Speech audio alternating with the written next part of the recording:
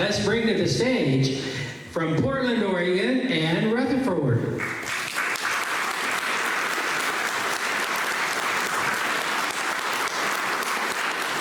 And what's more, I'm lucky enough to be married to Norm.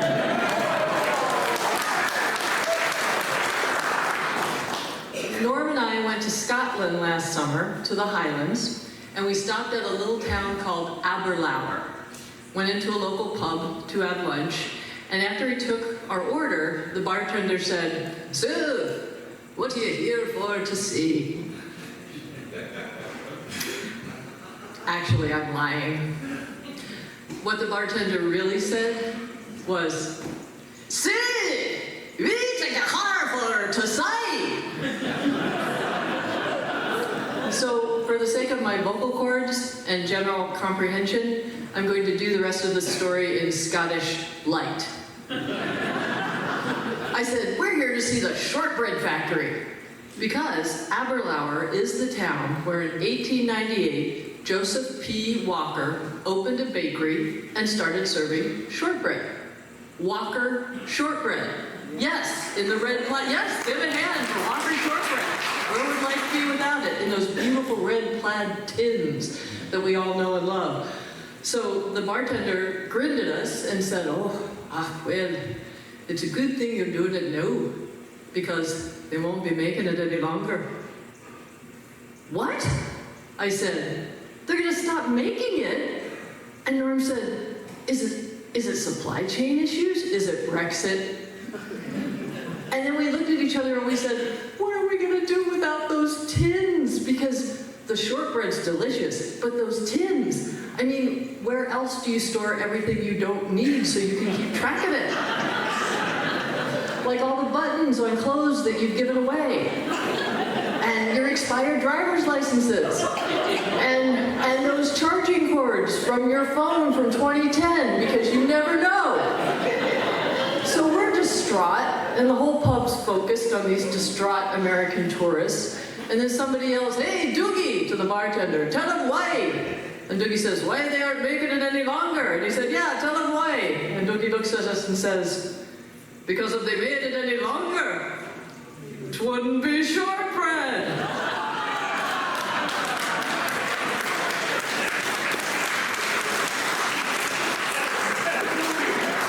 The entire pub erupts in laughter, including, after a moment, me and Norm. And just as Norm is signaling to Doogie to have a wee dram on us, we hear the sound.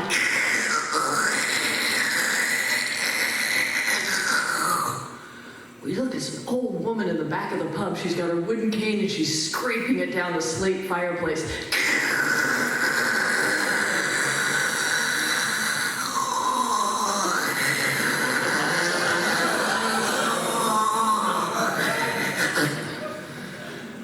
You dinna ken what you dinna ken. You don't know what you don't know, Doogie translated. "Back in the war," she said, "when times were scarce, you wouldn't be laughing then. You'd be waiting in fear for a knock at the door that signaled the measuring men." The measuring men? The measuring men. When I was a girl in the war, there was rations. Meat and petrol, butter, sugar. And the sheriff in every county was responsible for enforcing the rationing, as they were for collecting the taxes and keeping the peace. And the sheriff in the county of Moray, where Aberlour lies, was a dour, sore fella. Douglas McCleary was his name. Dreary McCleary, we called him. Not a bit of levity in his body. 'Tweren't enough for Dreary McCleary to control the amount of butter and sugar that went to every household. No, he had to control what you did with it. I still remember him holding forth in the town square. "Sugar should be reserved for sweetening the thermos of the working man during his hard day's labour. And butter should be spread sparingly across the surface of a ship's biscuit to ease it by the cracked lips of a fisherman.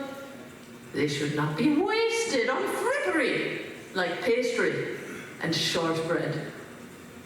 So, Dreary McCreary decreed that shortbread in the county of Murray should measure no longer than 1/2 of a wee ell of a dram of an inch, and be no wider than it was long, and no thicker than it was wide. And he sent squads of deputies to every town to bang on the doors and say to the woman of the house, "Woman, show us your bread box." And then they'd get out their measuring tapes, their sanctified strings, my gran called them, and he'd measure the shortbread. And if it exceeded the regulation length, they'd pound it to bits there on the counter and sweep the crumbs in a bag and bear it away, along with all the butter and sugar in the household. Soon, it weren't a woman in the Highlands that had a bit of butter or a scrap of sugar to call her own. All they could bake were crackers and hardtack and bread without a bit of sweetness in it. So, the women took counsel together. I still remember being at my mam's knee in the kirk hall when old Mother McCairn's, Salty McCairn she was known as, got up to speak. "Women of the Highlands, idle hands are the devil's workshop. Since we've been deprived of the supplies we need for our baking, we must turn our culinary prowess to other pursuits still within our purview. Ladies of the Highlands, I give you haggis." Now, the old lady did not have to explain to her audience in the pub that haggis is a Scottish delicacy that's made from the pluck of the sheep. All the internal organs, the heart, the lungs, the liver, all sliced and diced and spiced, cooked up and served in the lining of the sheep's stomach. And so, the women of the Highlands began to experiment, serving haggis in every possible permutation for every conceivable meal. Scrambled for breakfast, swimming in broth for lunch, seared for supper, pickled for a late night snack. And the men of the Highlands began to grumble and grew dour and pasty, even more dour and pasty than they already were. And finally, the great haggis experiment reached the table of Dreary McCreary himself, who, upon being served haggis for the 3rd time in a row, poached, pickled, and pureed, looked at his wife and said, "Have a wee word with cook." And Mrs. McCleary screwed up her courage, for in truth she feared her cook even more than she feared her husband. But the next morning, when she set foot in the kitchen, there was her cook, with her arm around another woman who was sobbing as though her heart would break. "Oh, Mrs. McCleary, here's me sister Fiona, fresh off a visit from the measuring men, and now without a scrap of butter or a bit of sugar in her larder, and with her twin daughter's 12th birthday the day after tomorrow. Oh, Mrs. McCleary, it is too bad when a woman can't choose what to bake in her own oven." The two women's eyes held. Something passed between them. Then Mrs. McCleary squared her shoulders and said, "Indeed, cook, it is. I have come to request another of your signature haggis dishes for my husband's supper this evening. Shall we try a souffle?"